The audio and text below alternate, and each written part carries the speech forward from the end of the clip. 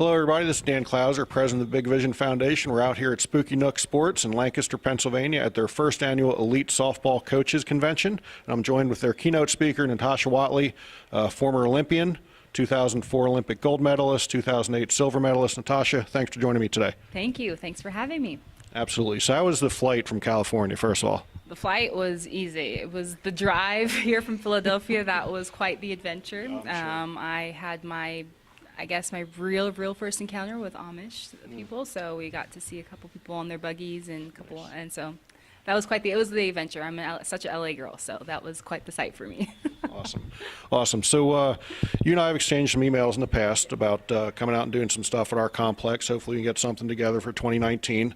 So since then I've kind of followed you a lot on social media and stuff like that and love some of the stuff you do. Tell me why it's important for you to continue to be involved in the game and want to give back to the girls that are coming up.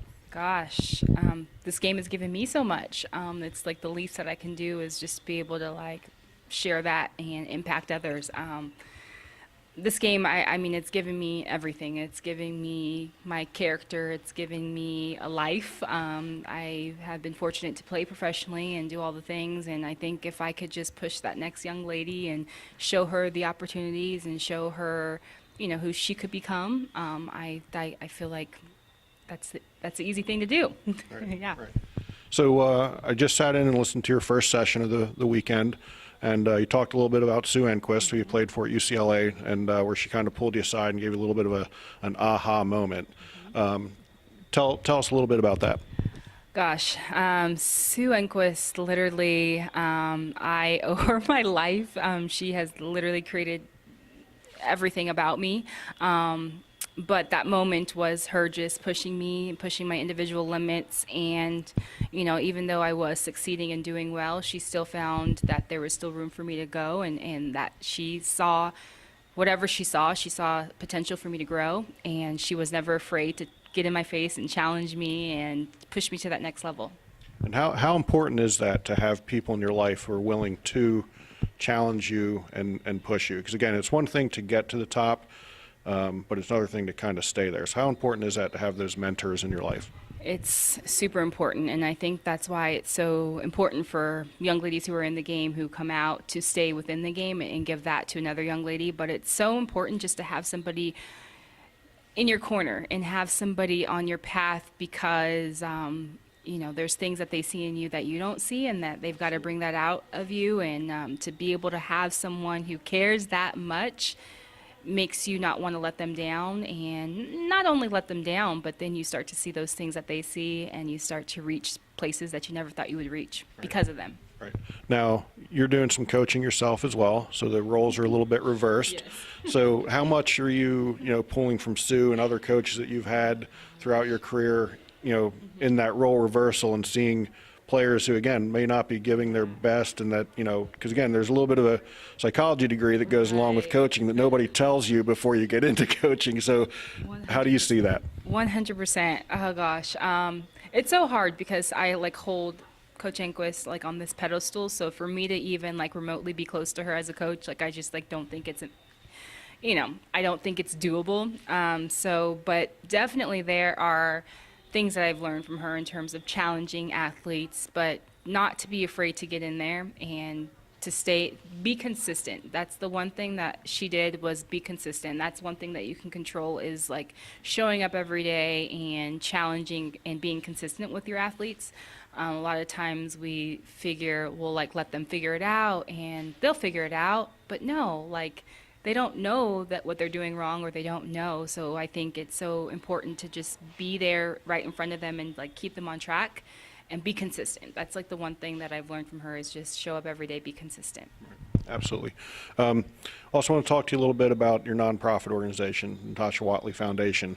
Again, what was the philosophy behind forming that, and what's it doing in the community today?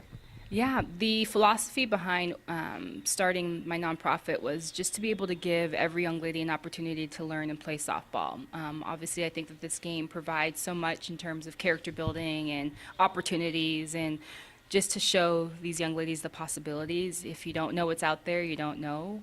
So I wanted to show them that there's the sport softball, and hey, it could, you know, give you so many different things.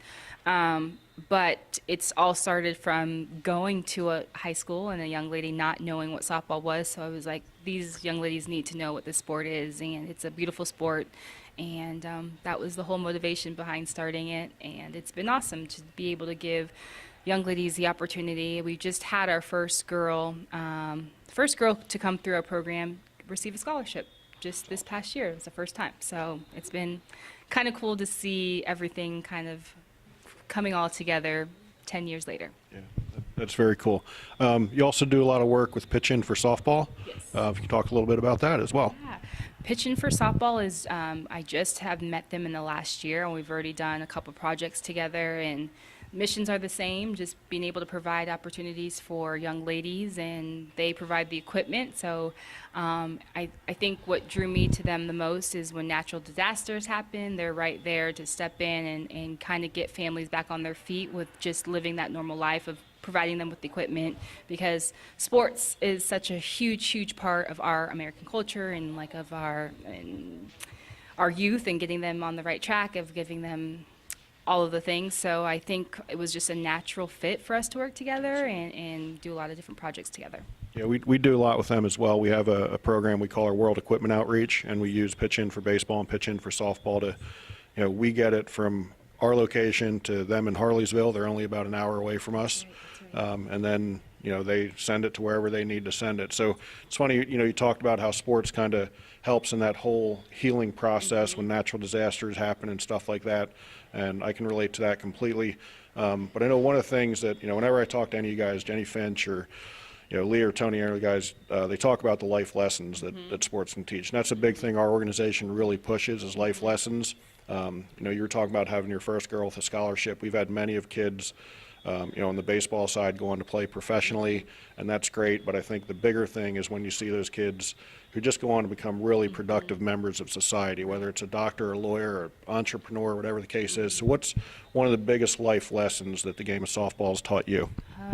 I think the biggest one is just pushing myself, you know, being a part of a team. Sometimes it's so easy to, especially, I mean, I've been on some really good teams and like just to like look left and look right and like just rely on the people next to you. And, but being a part of a team, you've got to contribute, and, but being the best version of yourself allows you to be able to show up in a way that you should show up for those other ladies. And so I think it's just taught me to be my best self, to show up for them, and not so much just like, well, they'll get it done, but like, you know, just being able to come together collectively, being our own individual best selves to make our team better. That's awesome. All right, we're just about out of time here. Thanks for taking the time.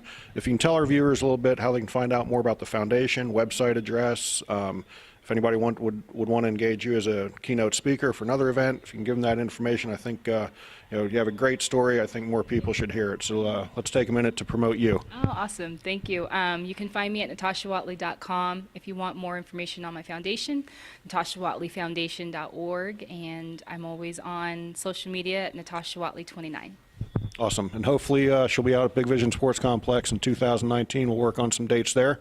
And as always, you can check us out at bigvisionfoundation.org. Thank you.